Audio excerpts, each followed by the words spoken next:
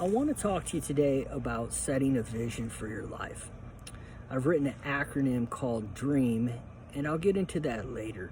But first, I want to talk to you about the importance of having a vision. Angela Duckworth says that it is grit, not IQ, and not talent that cause one person to be successful and another person to fail. And one of the key components of grit is to have an ultimate concern.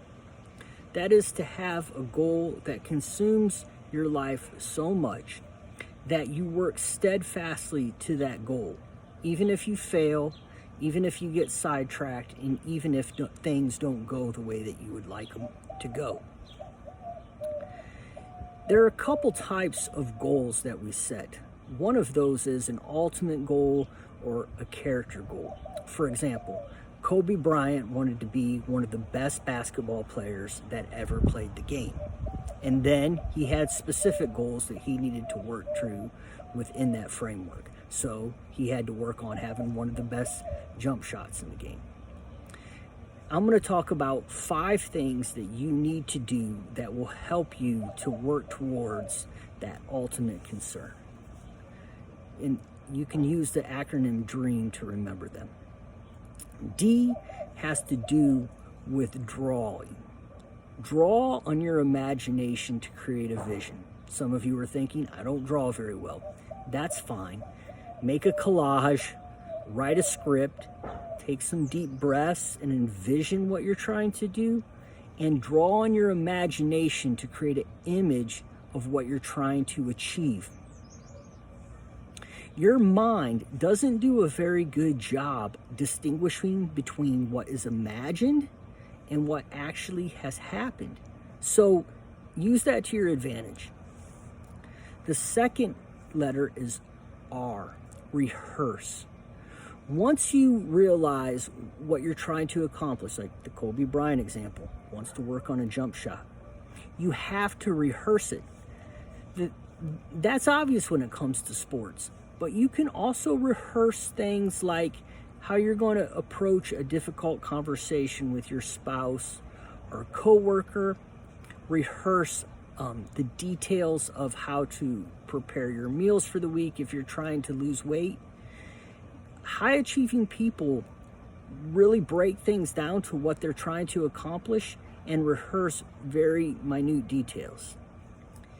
E has to do with being emotionally engaged. With a lot of the goals that we set, we're not very emotionally engaged. We don't want to really be at the gym. We don't really want to eat better. We're tired. And if we're not careful when we're trying to learn a skill that we're particularly anxious about, if we're not emotionally engaged, we'll actually rehearse that anxiety or that fear or that failure. So control your affect, control your emotions, and rehearse it and be emotionally engaged. The A has to do with acceptance. You have to accept and really believe that if you work on things, that you can grow in that area. You're also going to have to accept that in the past you may have failed.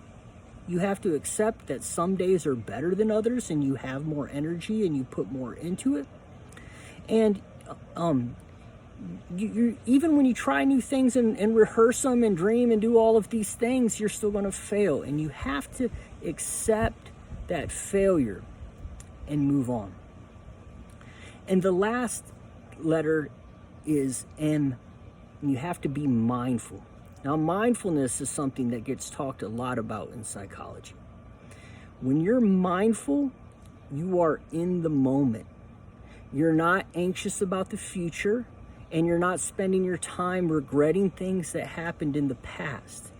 If you want to improve, you have to really be in the moment, working on the thing that you're trying to improve on.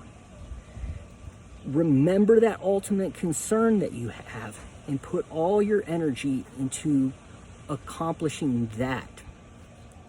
I'm confident that if you use these steps in Dream, that you'll be able to work towards those goals. Maybe some that you've given up on or that you've set aside.